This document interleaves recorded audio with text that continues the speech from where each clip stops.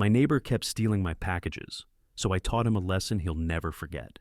At first, I thought I was losing my mind. I'd get a delivery notification, rush outside, and my package would be gone. No note, no mix-up with the delivery driver, just gone. At first, I blamed the carrier, then I blamed myself. Maybe I misread the tracking info, but after the third time, I knew something was off. So I checked my security camera, and what I saw made my blood boil. My neighbor, walking right up to my doorstep, snatching my package like it was his. And the worst part? He wasn't even subtle about it. Just grabbed it and strolled back into his house like he did this every day. He thought I wouldn't notice. He thought I wouldn't do anything. But if he thought he could keep stealing from me without consequences, he was in for a rude awakening. Before we jump into today's video, I need your help. We've noticed the channel is losing some traction, and subscribing is one of the best ways you can support us. It's quick, free, and it helps us keep bringing you awesome content. Your support means the world. Let's keep this channel growing together. Thanks so much. Now let's start the video. I sat there, staring at my phone screen, replaying the footage over and over. It wasn't a mistake. It wasn't a coincidence. My neighbor, Mark, had walked right up to my porch in broad daylight and taken my package without a second thought. No hesitation, no sneaking around, just a casual grab and go like he had every right to it. I felt my face heat up as I clenched my jaw. This wasn't just some random theft. This was someone I had waved to every morning, someone I had made small talk with while taking out the trash, and he had been stealing from me, over and over again. I took a deep breath, trying to calm myself down.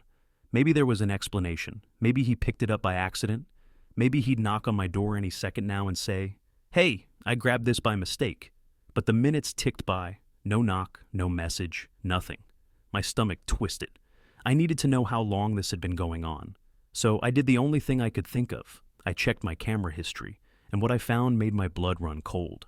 This wasn't the first time. It wasn't even the second. Mark had taken at least 5 of my packages in the last 2 months.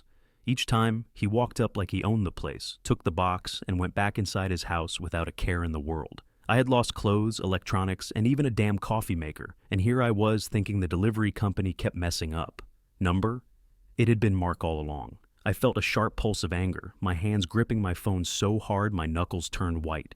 This wasn't some misunderstanding. This was calculated. He knew exactly what he was doing, and he thought he could get away with it. Well, he was about to find out just how wrong he was. I wasn't just mad, I was furious. My neighbor, someone I had been nothing but polite to, had been stealing from me for months, and I had been none the wiser. I could have marched over there right that second, banged on his door, and demanded my stuff back. But something held me back. If he was bold enough to steal this many times without a second thought, he was probably slick enough to deny it, maybe even turn it around on me. I needed proof, undeniable proof. And more than that, I needed a plan. So I spent the next hour scouring through my security footage, saving every clip where Mark walked up to my porch and helped himself to my deliveries. The timestamps were damning. 1 package every couple of weeks, never on the same day, always after the delivery truck had left, but before I got home from work. He knew my routine. He knew exactly how long my packages would sit outside. The more I watched, the angrier I got. This wasn't some opportunistic grab. This was premeditated. He had been watching me. But if he thought I was just going to let this slide, he had another thing coming. The first step was easy. I filed a police report. I didn't expect them to do much, but I wanted a record in case this escalated. The next step, setting the trap. If Mark liked stealing packages so much, I'd give him one he'd never forget. I spent the next day carefully putting together my masterpiece, an innocent-looking box filled with a nasty surprise, a few strategically placed glitter bombs, a stink spray set to go off the second the box was opened, and, just for good measure, a note inside that read, "Smile for the camera, thief." Now, all I had to do was wait. The next morning, I placed my carefully prepared package right by my front door, making sure it looked just like any other delivery. It had a fake shipping label, a little weight to it, and just enough tape to make it seem legit. Then I adjusted my security camera to get the perfect angle and waited. The anticipation was killing me, but I knew it wouldn't take long. Mark had a pattern, and if he stuck to it, he'd strike within the next few hours. I went about my day, acting like nothing was different, but my mind was laser-focused on that box. Every time I glanced at my phone, my heart pounded. Would he actually take it? Would he realize it was a trap? I didn't have to wait long for my answer. Just after noon, my phone buzzed with a motion alert from my camera. I nearly dropped what I was doing as I scrambled to open the live feed. And there he was, Mark in broad daylight, walking right up to my porch like he owned the place. He didn't even hesitate, just bent down, scooped up the box, and walked away. No checking to see if anyone was watching. No looking over his shoulder, just complete confidence, like he had done this 100 times before. I watched, gripping my phone in anticipation, barely holding in my excitement. He had no idea what was coming. I waited a full hour before checking the camera again. And when I did, I laughed out loud. The footage showed Mark bursting out of his front door, covered in gold glitter, frantically wiping at his face and clothes. He was gagging, probably from the stink spray, stumbling around like he had been hit by a bomb. And, in a way, he had.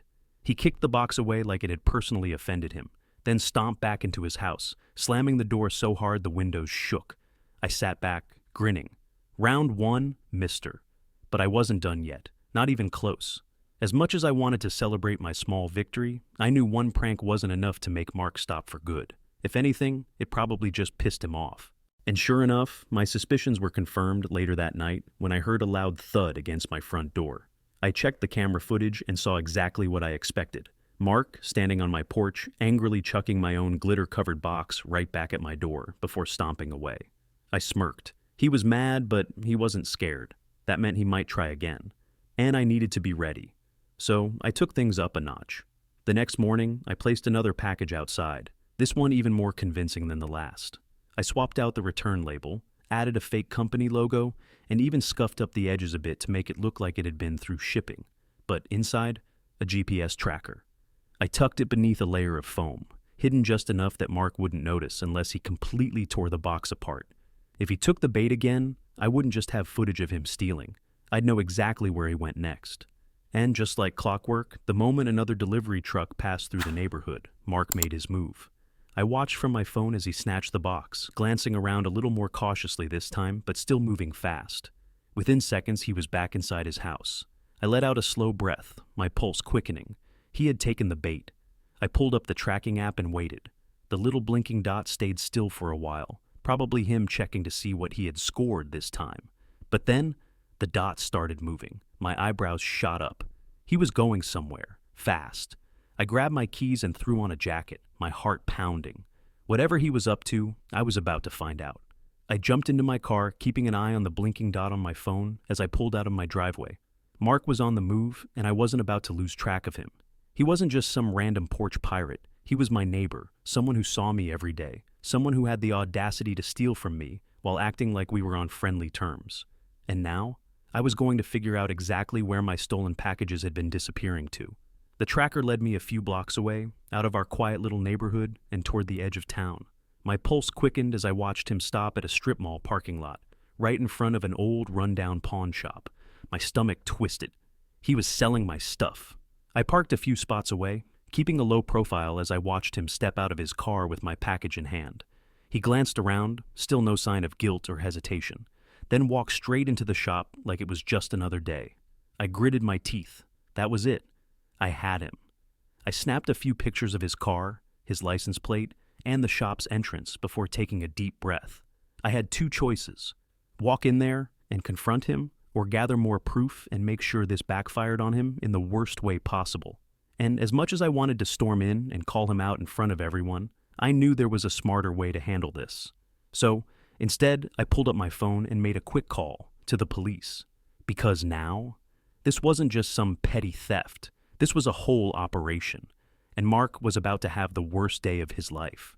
I gripped my phone tightly as the dispatcher answered. Keeping my voice steady, I explained everything: how my packages had been going missing for weeks, how my security camera had caught Mark stealing them, and how I had just tracked him to a pawn shop where he was likely selling stolen goods.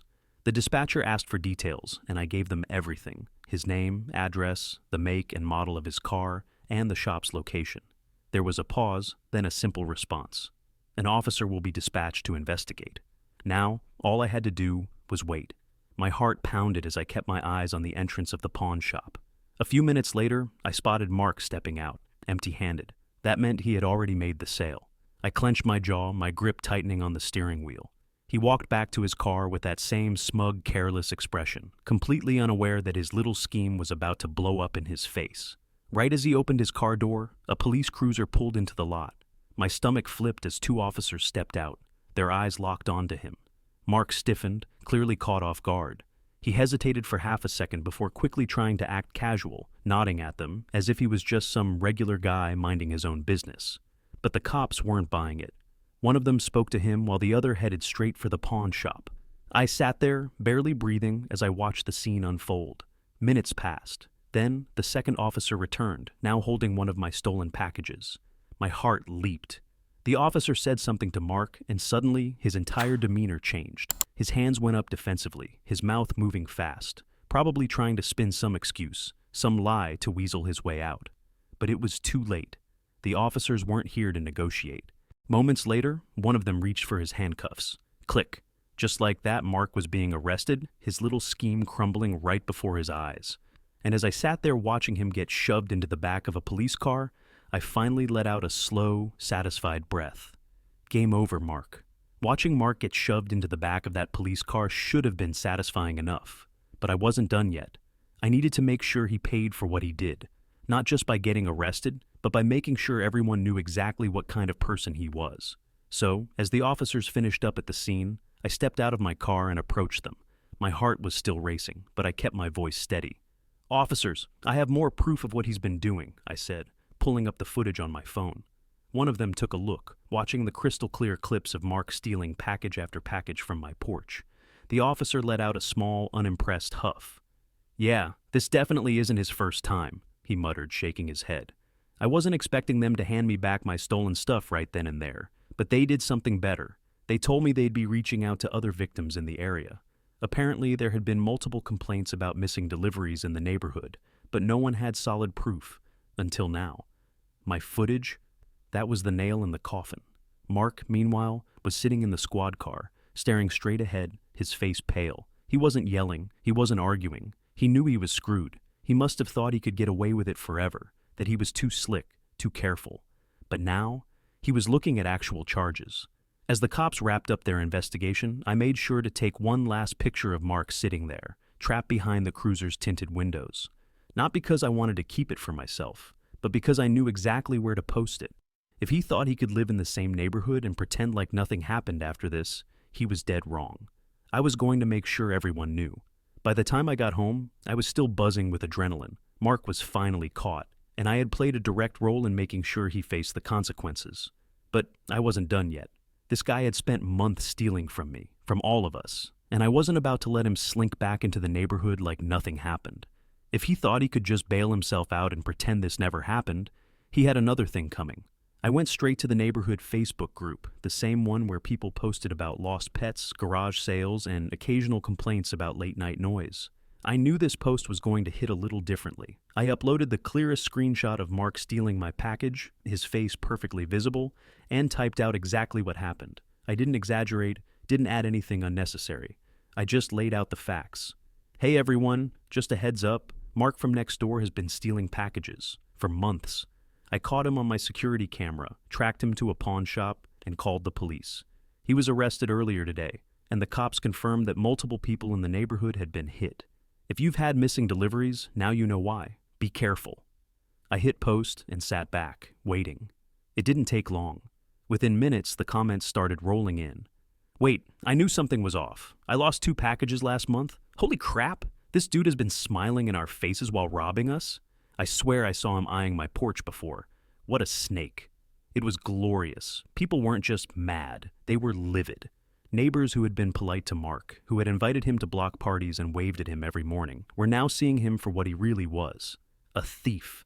And just when I thought it couldn't get any better, someone shared the post in another local group, then another, and another. Within a couple of hours, Mark's name was all over town. I sat back, arms crossed, a satisfied smirk on my face. If he thought getting arrested was bad, wait until he realized he was now the most hated man in the neighborhood. The fallout was glorious. By the next morning, Mark's name was on everyone's lips. My post had spread like wildfire, racking up hundreds of comments and shares. People who had never interacted with me before were now reaching out, telling me their own stories of missing packages, suspicious activity, and how they had just assumed it was the delivery service messing up. Turns out, Mark had been stealing from more than just me. And the best part? His landlord saw the post. I woke up to a private message from a woman named Lisa. "Hey, I own the property Mark rents." I had no idea he was pulling this kind of crap, and honestly, I don't want a thief living in my building. Thanks for sharing the proof. I'll be handling this ASAP. I grinned. Handling this could mean a lot of things, but I was hoping it meant what I thought it did. And sure enough, later that evening, a moving truck showed up in front of Mark's house. I sat on my porch, sipping my coffee like it was a front row seat to the best show in town. Mark was outside, his face twisted in frustration, tossing his stuff into the truck like a kid throwing a tantrum. I watched as Lisa, the landlord, stood nearby, arms crossed, speaking to him with zero sympathy. A few neighbors gathered on their lawns, whispering, watching the scene unfold. And when Mark caught me looking, he glared, pure hatred in his eyes. But you know what? He didn't say a damn word. Because he knew. This was his own fault. I gave him a small wave, the same friendly one I used to give him before I knew he was a lying, thieving snake. Then I stood up, stretched, and walked back inside, leaving him to his humiliating exit. Mark thought he could steal from me, walk around like he was untouchable. But now, he was packing up his entire life because his own greed destroyed him. And I wasn't done just yet. There was one final touch I had to add before closing the book on Mark for good.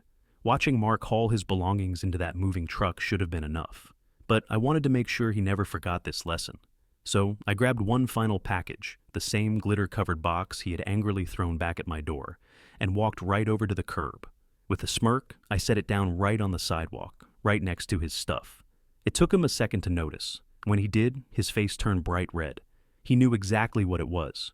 He stared at it for a long moment, his jaw clenching so tight I thought his teeth might shatter. But he didn't touch it. He just muttered something under his breath, spun around, and stomped back to his truck. Defeated. I turned and walked back to my porch, feeling lighter than I had in months. The thief was gone. The neighborhood was safe, and as for me, I had won. Over the next few days, things settled down. The group chat was still buzzing with neighbors celebrating Mark's eviction, sharing jokes about how he'd probably try to steal moving boxes next. But overall, peace had returned. No more stolen packages, no more sketchy activity. Just the way it was supposed to be. Then, one morning, I got a knock on my door. I opened it to find my usual delivery guy standing there with a small box in his hands. "This one actually made it to the right place this time," he said with a grin. I laughed, took the package, and for the first time in months, I didn't feel the need to check my security camera, because now, the only thief on my street was long gone. Some people think they can get away with anything, that they can take from others without consequences. But the truth, karma always catches up. You don't have to fight fire with fire. Sometimes all you need is a little patience, a smart plan, and the right kind of revenge. Now, I want to hear from you. Have you ever caught someone stealing from you? How did you handle it? Drop your stories in the comments. And if you made it this far, don't forget to like and subscribe. See you in the next one.